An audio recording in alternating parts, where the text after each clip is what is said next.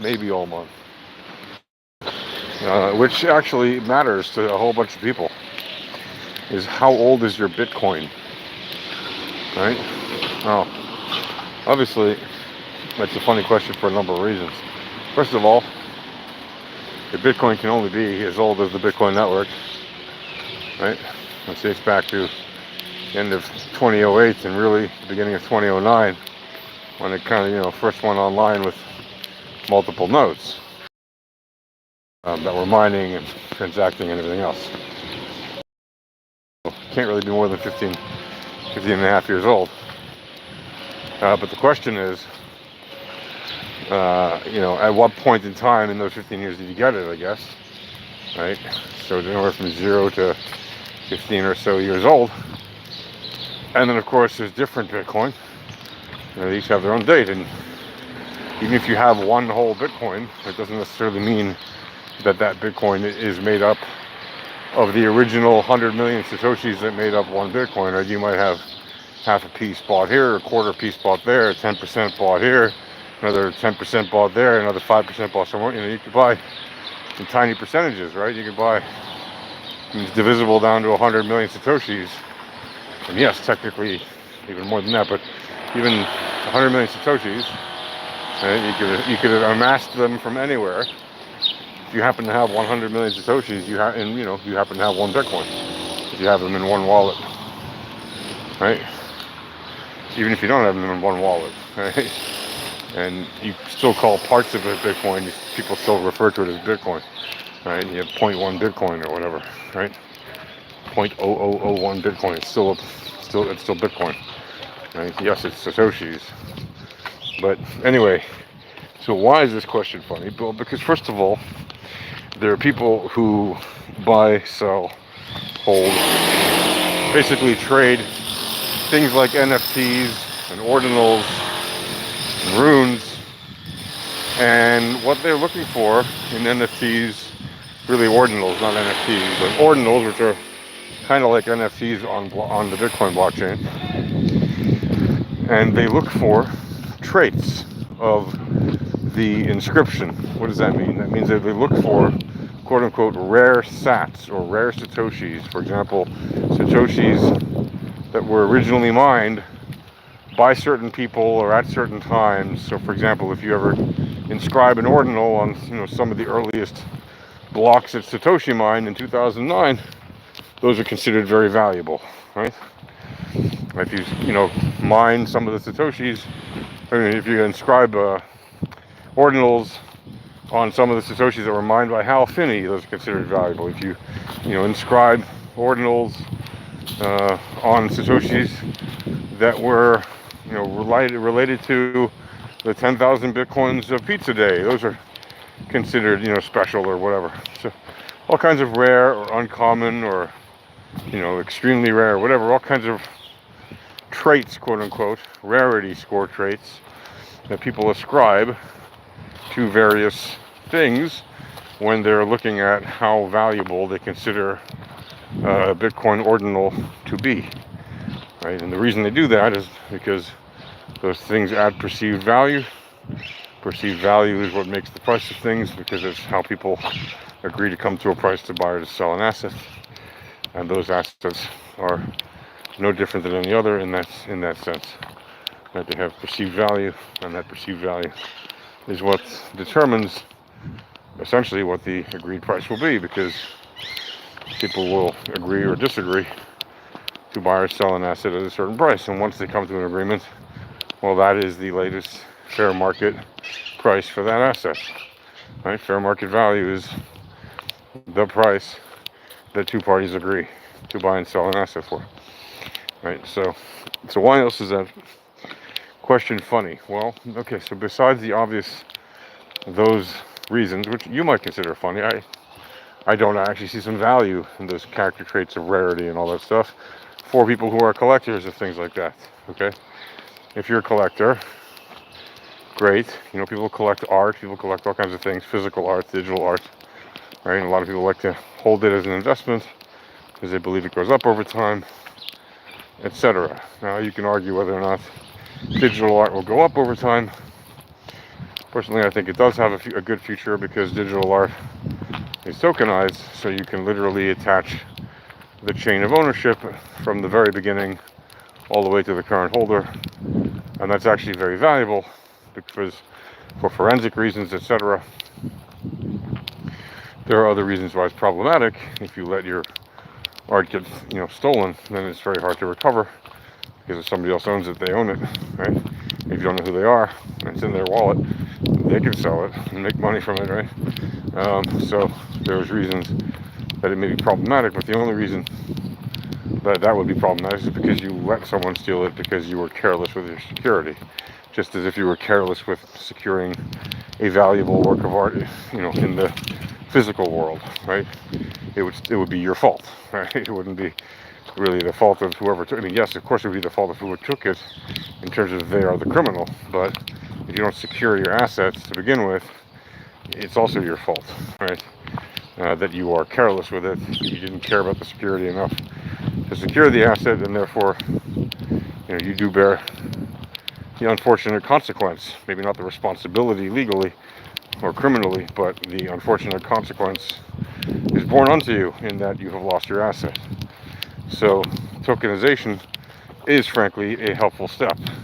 It won't fix everything with regards to art theft and all that, but it is certainly a helpful step in reducing the lack of clarity about ownership, chain of command, etc.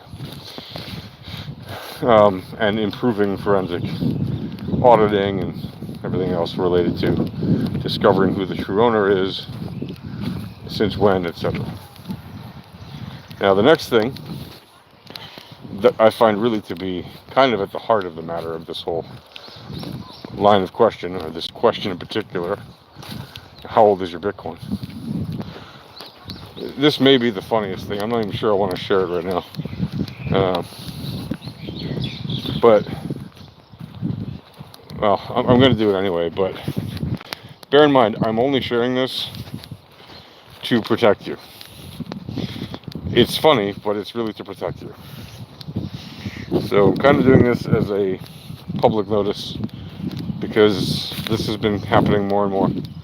I've been seeing more and more of these kind of messages from trolls, spammers, scammers, phishers, etc.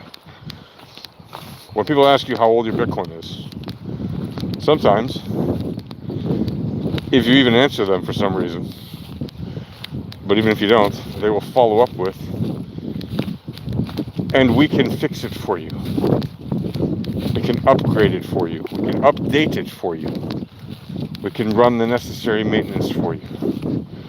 Okay? There are people who actually message other people through all kinds of channels that offer a quote-unquote maintenance service, okay, that will quote-unquote clean your Bitcoin and maintain it and upgrade it and do other things that they proclaim are a service, when in fact they're not doing anything at all. They're just stealing your Bitcoin.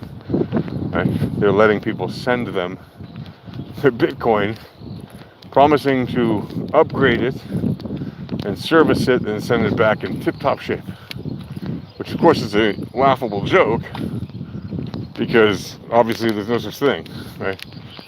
The only thing you can do to quote-unquote clean a Bitcoin is if you happen to own Bitcoin that has quote-unquote dirty transactions on it that are, marked by law enforcement or something like that as Bitcoins that are, that have taken part in or that have been used in various transactions that law enforcement is after or whatever. Those are marked, right? And the clean ones are the ones that have no marks on them, right? And people sometimes will buy the dirty ones, quote unquote, in exchange for clean ones. They do that for various reasons, whatever. So you can run them through tumblers, etc. But the Satoshis are still trackable.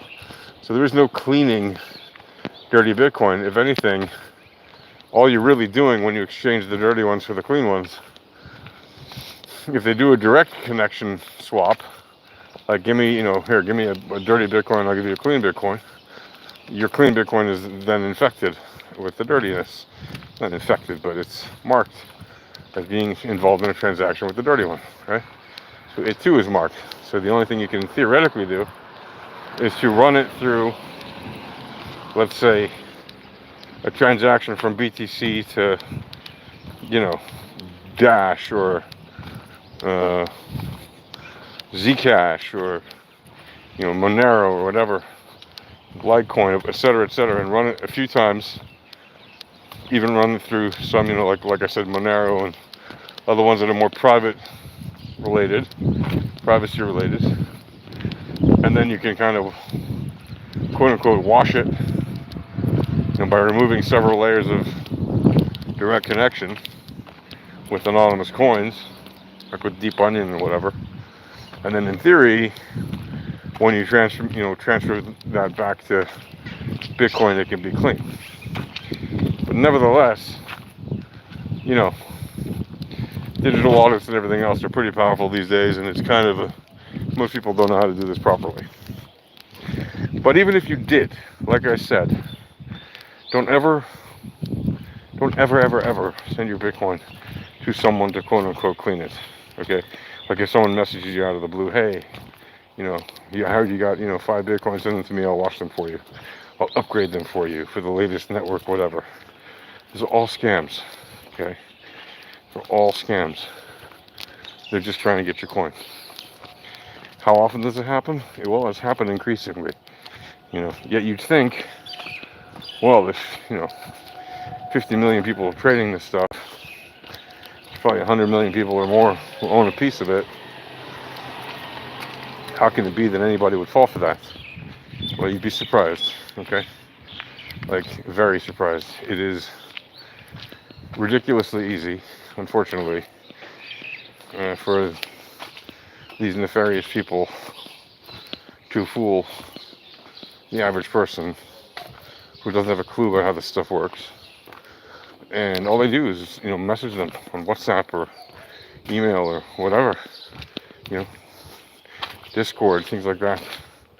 And they promise them to, do this service for a very cheap price, right? Or sometimes even for free. Just click on this link, and they'll have a Discord set up, and they'll have all kinds of things that look legitimate. They'll have a website set up, whatever it is.